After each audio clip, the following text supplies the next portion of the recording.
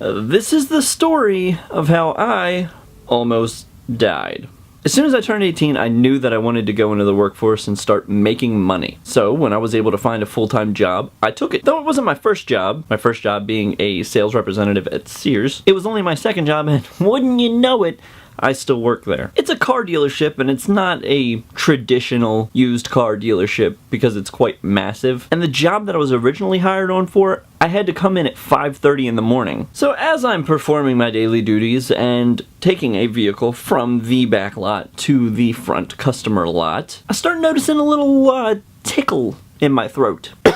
Remember it so well. I don't really pay any mind to it, and I start coughing, and it goes away. As soon as it comes, it goes away. So I'm not paying any attention to it. I've had a little tickle in my throat before, whatever. So I get to the front lot, and I park the car in a space. So I've got my hands on the wheel, and that tickle comes back. Start coughing a little bit, and I don't have anything to drink with me, so I'm thinking, maybe if I wrestle up some saliva, maybe I can get that little hair in the back of my throat to go away. So I wait there a few minutes.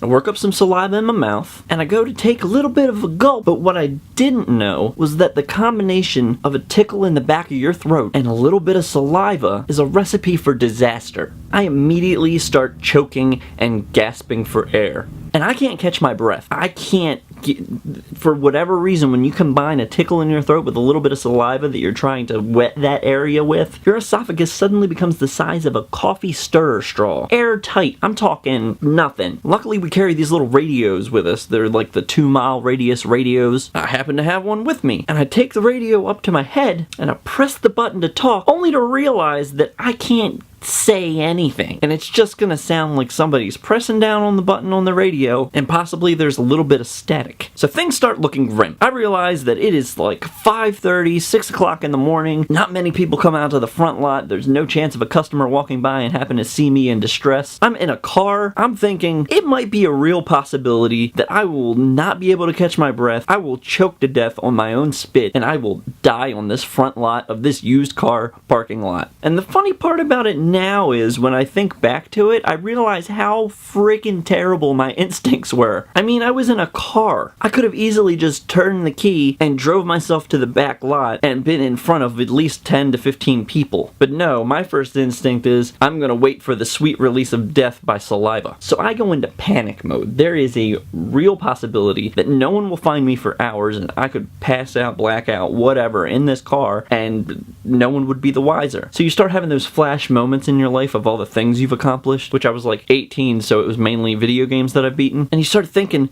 this could really be it. This could be is this how I'm gonna go out? I can only imagine what my obituary is gonna say. Jeff died by choking on his own saliva. It's freaking ridiculous. So I'm in panic mode. I'm having the flashbacks from my life. I'm thinking this could possibly be the end. And in that moment where I have no breath left in me, and I'm thinking to myself, tunnel vision, this is the end, I hear a faint voice, and it says, "You're an idiot." And just like that, I can breathe again. I don't know if it was a voice in my head, or maybe Jesus likes to play practical jokes. But I realized two things on that day. One is I don't want to go out by choking on my own saliva. And number two, I have terrible fight or flight reflexes.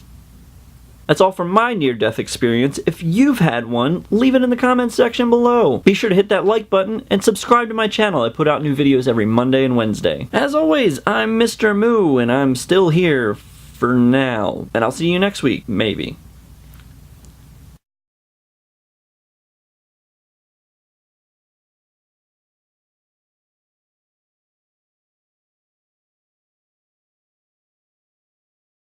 Dirty glasses. Dirty. Oh, it's gonna smudge. Oh god. Better. Helicopter. Got one of those. Just hanging out outside. I pay him to come by every once in a while to just circle around the house and then shine the spotlight in my backyard. Freaks the neighbors out. It's fun for me.